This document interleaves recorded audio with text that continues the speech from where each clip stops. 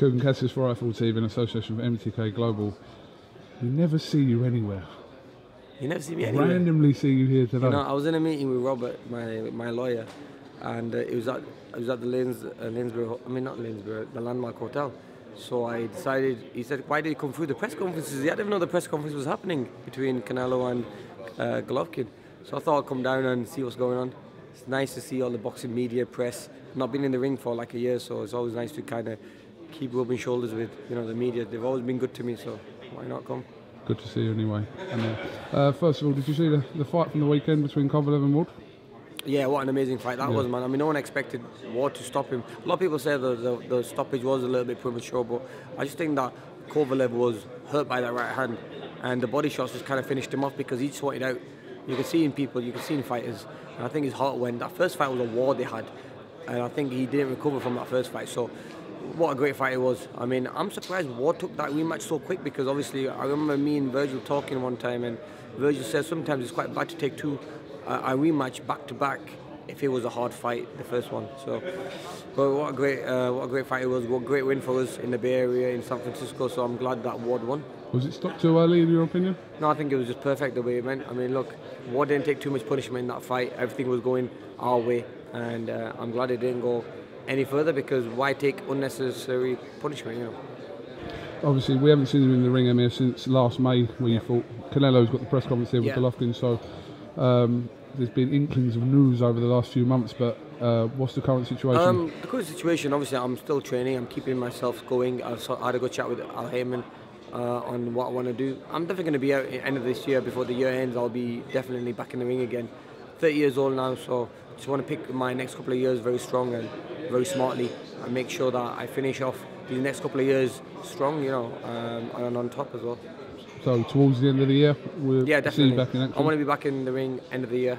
Don't know who it's against yet, but Al Heyman's now looking at what route we take. Obviously, we haven't seen you in the UK since you fought Diaz a few years ago in Sheffield, but is there a chance that we could see you back in the UK fighting? I'd love to come back to the UK and have a fight over here. I mean, we have such a big fan base over here, and a lot of people, wherever I go, wherever I am, they always ask me, look, we want to see you back in England, we want to see you fight here. So it just depends on what route Al wants me to go.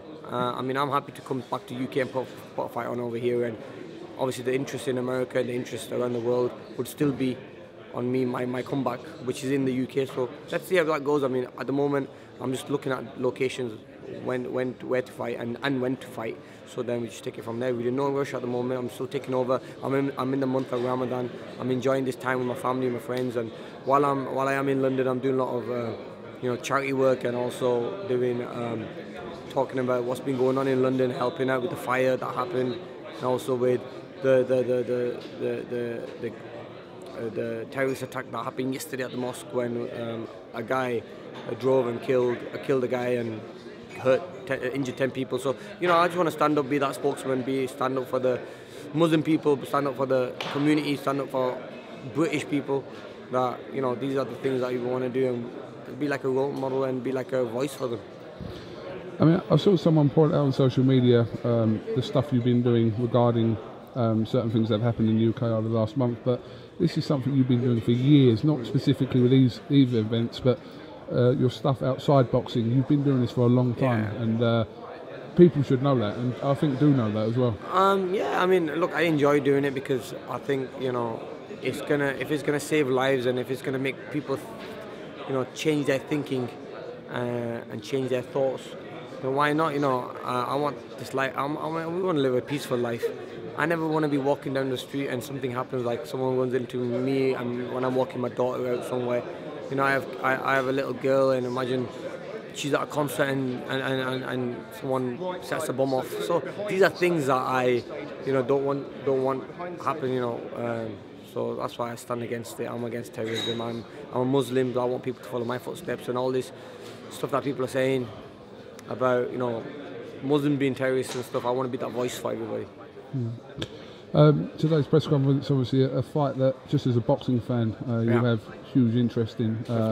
We weren't sure if we were going to see it, but we are going to see it. Canelo and Golovkin. It's a super fight, Amir. Super fight, definitely is. As a boxing fan, you know, that's why I'm here today. Because when I heard when I was sat at the meeting, when Robert Davis said to me, "Oh, you know, it's the press conference for Canelo and Triple G," I was like, "Wow, I want to go there. I want to go check it out because it is a super fight. It is a good fight. It is a big fight." So yeah, Canelo's fighting someone in his own weight this time. But and a dangerous opponent in Triple G, who is unbeaten and is very dangerous. So I can't wait to see that fight. But let's see how it goes. I hope the press conference. Is this the first press conference? First one. The first one in London. Tomorrow, so yeah. for them to pick England, I mean, you know, must be good. I mean, Golden Boy see big potential over here, and I think UK is one of the largest boxing. We have the largest boxing following, especially in the UK. Boxing is on a high in the UK, so why not have a press conference here where boxing is massive? Who are you picking? I have Canelo. Canelo. Yeah, definitely. I mean, not because he beat me. I know how hard he hits, and I think he's a great fighter, and he boxes better than most people think. Triple G, in my opinion, is a little bit static, but I just think Canelo's going to be a little bit more lateral. He has good movement. I mean, he surprised me when I was in the ring with him, so I think he wins that fight quite comfortably, really.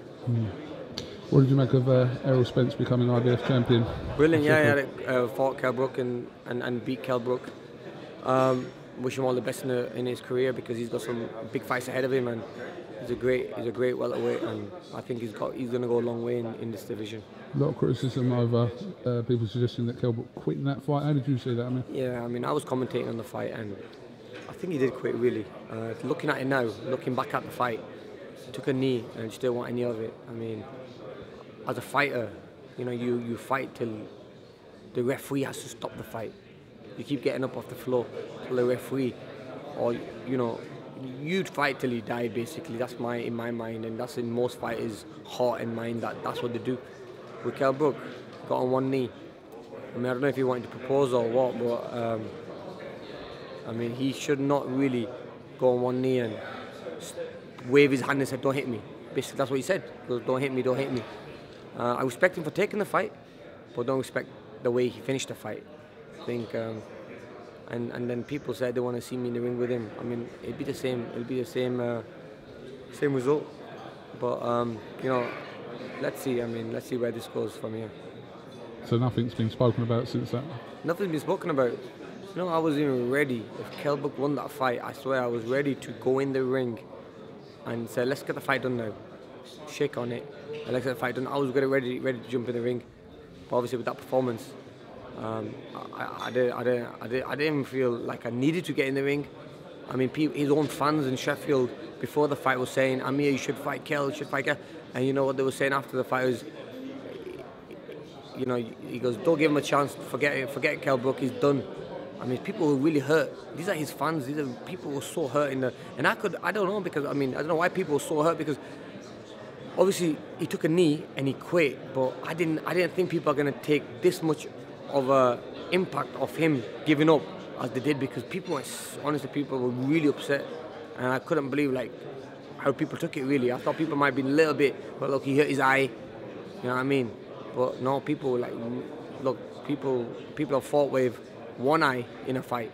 Look at when Morales fought. A lot of fighters have fought with one eye, so let's see, man. Finally, obviously the huge news from America last week was 26th of August. We're going to see this much spoken about fight between what fight that is, Floyd Mayweather and McGregor. First question, is it good for boxing? Yes, it is, because the reason why I think it's good for boxing is because MMA is on such a high that people think it's going to surpass boxing. I always say it's not going to. I mean, even though I have my own MMA company, Super Fight League, I also, if Mayweather goes into this fight and beats McGregor, he's only going to build up boxing. People say, "Oh wow, boxing's a sport." Really, boxers are better than MMA fighters. That's basically it. Now, this is a fight not only between Conor McGregor and Mayweather, it's a fight between MMA and boxing. So I think this fight will definitely show that which sport is stronger and better, and whoever wins is going to take themselves and the sport to a different level. Much criticised from a competitive standpoint when you look at their records next to each other, that Conor McGregor hasn't even got a stat on his boxing record. No, he hasn't, but obviously he's a big name, and obviously he can punch. But people want to see that fight, and this is more about MMA and UFC versus boxing, really. I think it's more that than it is Mayweather McGregor, because with all the UFC fans are going to support McGregor. McGregor's got a big fan base, very big fan base. Mayweather's got a big fan base in the boxing business. So I'm combining them both fan bases together.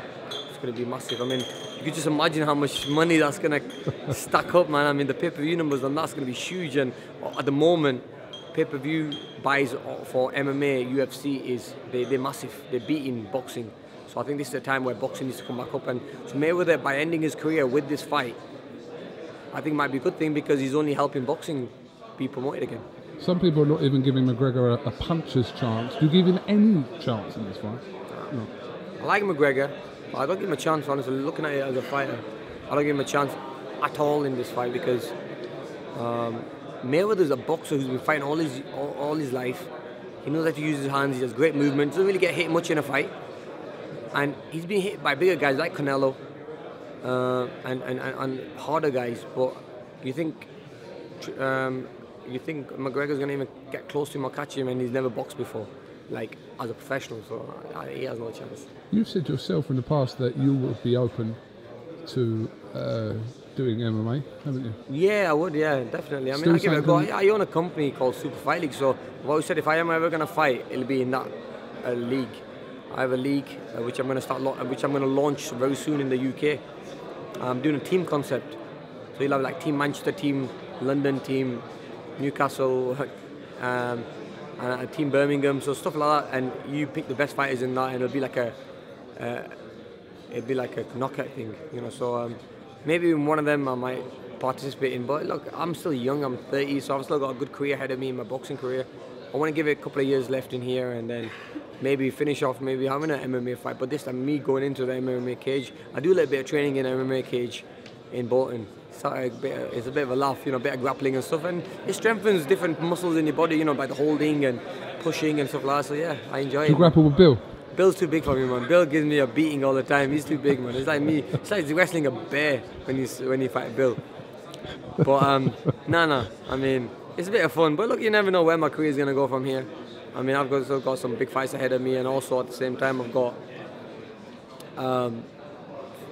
the welterweight division, which I really believe I can still clean up. Your next fight will be at 147. Yeah, 147, man. I belong at 147, no catch weight. Yeah. So 147. But I know I am one of the top guys in 147. It's just that I've been out for a year. That's why maybe I'm off the rankings and stuff like that. But once I have that one fight at 147, people will still start believing back in me again. Is you and Errol Spence a realistic possibility? I don't know, man. I mean, look, it just depends on what route he's taking. I'm not even on the IBF ratings. And obviously because of what happened with the IBF when I fought against Peterson, I've never really had a good relationship with the IBF, and I never really fought for that title. I mean, I'd love to fight for it and one day, but at the moment I'm on the WBC rankings and WBA rankings, and you know, we'll just take that route. Have you got anything else you'd like to add, Amir? Nothing else, man. Just chilling out, enjoying Ramadan. So say hi to all the fans out there. I know a lot of people have seen me in the boxing scene for a long time, but I'm not forgot about boxing, so I'm still training, guys. I'm still working hard. I'm still watching videos of different fights, and I am improving all the time. So I don't want you to lose hope that Amir's retired and he's become some celebrity or something. I mean, all that TV work I do is just to kind of keep me going and doing some time pass stuff, and also help the community. Really, I do a lot of charity work as well. But my main goal is to be back world champion again. And I'm only 30. I've got some great years ahead of me. Probably hit my peak now. So this is when I do it now. All right, listen, Amir Khan, thank you very much for talking to RFL TV. We want to see you back in the ring as soon as possible. End of the year for sure. And listen, well done for all this stuff. I know you don't do it for pats on the back, but well done for all the stuff you've been doing lately outside the ring. Thank you. All right, top man.